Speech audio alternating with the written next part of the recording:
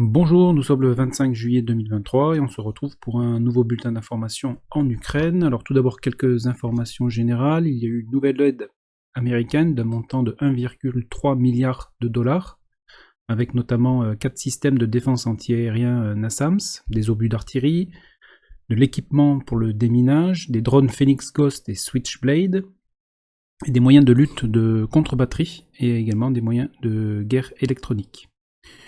Une aide allemande également a été notée avec 10 Léopard 1 à 5, des obus d'artillerie, des ponts mobiles, des radars et 20 mitrailleuses lourdes. Du côté de la Russie, celle-ci a importé donc depuis le début du conflit pour 100 millions de dollars de drones depuis la Chine, et c'est 30 fois plus que l'Ukraine, mais toujours par rapport aux importations depuis la Chine. Enfin, il y a eu une attaque de drone sur Moscou, donc c'est la quatrième depuis février 2022, et parmi donc ces drones, 2 ont été interceptés par des moyens électroniques, ce qui a dévié leur trajectoire, et ces 2 drones se sont écrasés sur des bâtiments non résidentiels, ne faisant pas de victimes. Maintenant, sur le terrain, on va commencer avec le front de Louhansk. Alors les combats continuent au nord-est de Kupiansk, donc dans le secteur de Liman-Perchy, sans grande évolution sur la carte. Par contre, il y a un peu plus d'évolution donc en faveur des Russes à l'ouest de Karmazinivka, donc ici. Les Russes ont réussi à augmenter leur tête de pont dans ce secteur, puisqu'ils avaient à peine franchi la rivière Zerebets donc la semaine dernière. Et maintenant, comme vous pouvez le constater, ils ont progressé à l'ouest. Et ils ont également franchi cette même rivière du Zerebets à l'ouest de Rayorodka, donc qui est ici, dans ce secteur exactement. Et sous la pression de l'artillerie, les soldats ukrainiens ont évacué le village de Serivka, ici. Donc sur le front de Louhansk, l'initiative est aux Russes. On continue, plus au sud, les combats continuent dans le secteur de Kremina, et notamment dans la forêt, mais pas d'évolution majeure sur la carte. On se dirige maintenant dans le secteur de Bakhmut, en commençant par le secteur nord de Bakhmut, donc sur Berkivka, ici. Les Ukrainiens ont battu en retraite donc dans ce secteur pour pouvoir mieux attaquer en direction de Yaïdne, et ces dernières semaines, ils ont repris du terrain dans ce secteur exactement ici. Mais l'avance la plus significative pour les Ukrainiens se situe au sud de Bakhmut, dans le secteur de Klishivka. Donc, puisque ces derniers disputent maintenant la position fortifiée au nord-ouest de Klishivka. Alors, comme vous pouvez le constater, la plus grande partie de cette position fortifiée est sous contrôle des Ukrainiens, puisqu'elle est dans la partie jaune. Par contre, il reste une partie au sud-est qui est ici et qui est actuellement disputée. Les soldats ukrainiens ont également avancé donc, au sud de la localité, et il y a actuellement des combats au sud du village de Klishivka. Donc le village de Klishivka est maintenant disputé. Et toujours les Ukrainiens qui ont également avancé au sud de Klishivka, puisqu'ils sont actuellement aux portes du village de Andriivka, ici. Les Ukrainiens donc accentuent la pression sur Klishivka, par le nord-ouest et par le sud, et également en direction du village de Andriivka. On continue sur la ligne de front. Alors dans le secteur de Donetsk, il n'y a pas d'évolution cette dernière semaine. Idem sur Marinka, les combats continuent mais pas de gain ou de perte territoriale. Sur Vuhledar, les Ukrainiens ici ont entrepris plusieurs reconnaissances en force, sans leur apporter un quelconque succès donc, dans ce secteur. Et maintenant on se porte sur le front de Zaporizhia, où les hélicoptères Ka-52 continuent de perturber et de détruire les blindés ukrainiens. Pas d'évolution cette semaine sur la carte dans le secteur de Velika Novosilka. Sur Orikhiv, alors ici les Ukrainiens ont continué à attaquer, et cette dernière semaine ils ont engagé de nouveau des Bradley et des Léopard 2, avec des gains mineurs sur la carte, ici notamment. Par contre, les Russes ont évacué le secteur au nord-est de Robotine. Ici, ils occupaient des fortifications et ils ont évacué donc ce secteur en direction du village. Et les Ukrainiens donc continuent de pousser, avec notamment des nouvelles pertes en blindés et en chars de l'OTAN. Donc ceci est documenté dans la description de la vidéo. Donc pas d'évolution majeure sur le front de Zaporizhzhia. On se dirige maintenant donc sur Kherson. Donc le pont Antonovski. Donc sur la partie sud, il y a toujours une présence de soldats ukrainiens qui continuent à être bombardés. Leur nombre n'est pas connu. Il y a également eu des tentatives de franchissement sur le Dniepr avec donc des embarcations ukrainiennes. Et à ma connaissance, une seule a réussi donc à franchir le Dniepr. Les autres ont rebroussé chemin, ont été détruites. Dans la région de Kherson, un complexe de défense antiaérienne a été touché par des drones russes. Donc la vidéo est en description.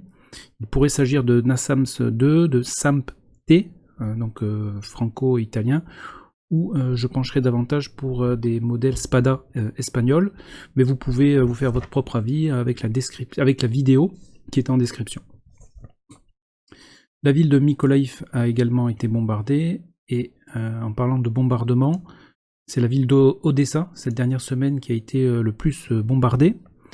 Les Russes y ont mené plusieurs bombardements, plusieurs jours d'affilée, avec des Guéran, des calibres, et également des missiles Onyx, qui sont à la base des missiles supersoniques anti-navires et qui ont été utilisés sur des cibles terrestres.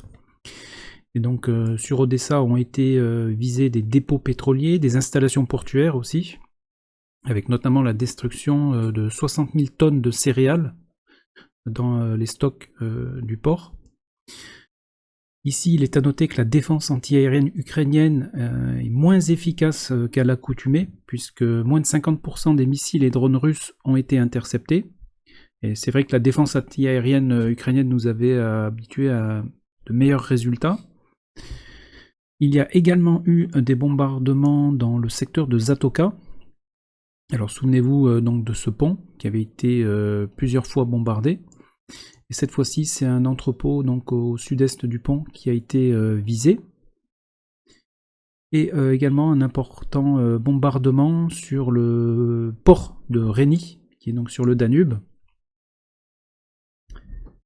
Alors, le port de Reni est ici. Et il se situe juste en face donc, de la Roumanie, donc frontière avec l'OTAN. Et ici également, des infrastructures portuaires ont été touchées et détruites. Du côté des Ukrainiens, ils ont bombardé de manière active la Crimée, puisque un grand stock de munitions dans la région a été touché par des frappes ukrainiennes, et également des dépôts de carburant. Il y a également eu une attaque de à peu près une vingtaine de drones ukrainiens sur la Crimée. Donc ces drones ont tous été abattus ou neutralisés avec des moyens de guerre électronique. Et juste après le lancement de ces drones, il y a eu donc des décollages de Sukhoi 24 ukrainiens qui ont donc largué 4 missiles Storm Shadow. Et ces 4 missiles Storm Shadow ont tous atteint leurs objectifs en Crimée et dans le secteur de Jankoï plus précisément, puisqu'ils ont atteint un dépôt de munitions et également une base de réparation pour les blindés russes. Donc une fois de plus, les Ukrainiens visent les installations logistiques de l'armée russe en Crimée. Ensuite, pour ce qui est de la mer Noire, on a pu constater la présence de 6 avions d'observation et de renseignement de l'OTAN qui y opèrent de manière régulière. Donc côté français, il y a un Atlantique 2, un E-3F et un B-350. Côté américain, il y a un CL-650, un EP-3E et également un avion italien, un B-350, qui lui opérait à 72 km au sud de Sébastopol. Donc c'est cet avion qui était le plus proche de l'espace aérien russe. Et toujours en mer Noire, un patrouilleur russe, le Sergueï Kotov, a été attaqué par 2 drones navals à 370 km au sud-ouest de Sébastopol, et ces 2 drones ont été détruits avant d'atteindre leur cible.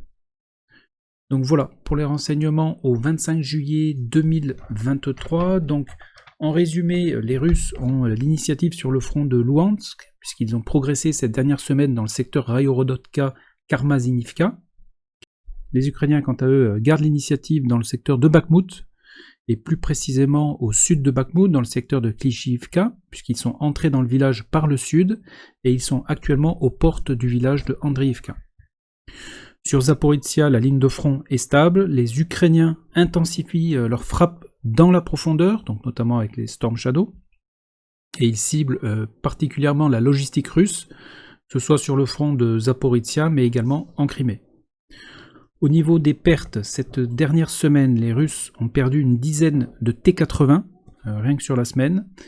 Et côté ukrainien, donc depuis le début de l'offensive, donc on compte plus d'une vingtaine de Léopard 2 endommagés, abandonnés ou détruits, donc sur 81, ce qui laisse aux Ukrainiens encore les 3/4 de leur Léopard 2 opérationnels pour l'offensive. On note également une intensification de l'utilisation du drone Lancet 3 par les Russes, puisqu'il était d'abord utilisé uniquement contre les blindés, et il est maintenant utilisé contre les tranchées ukrainiennes, donc sur Zaporizhia, et également, et c'est nouveau, sur le front de Luhansk.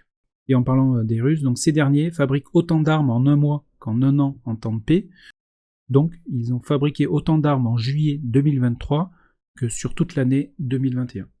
Voilà, et bien écoutez, je vous souhaite une excellente journée, portez-vous bien, encore merci pour votre soutien, et je vous dis à très bientôt.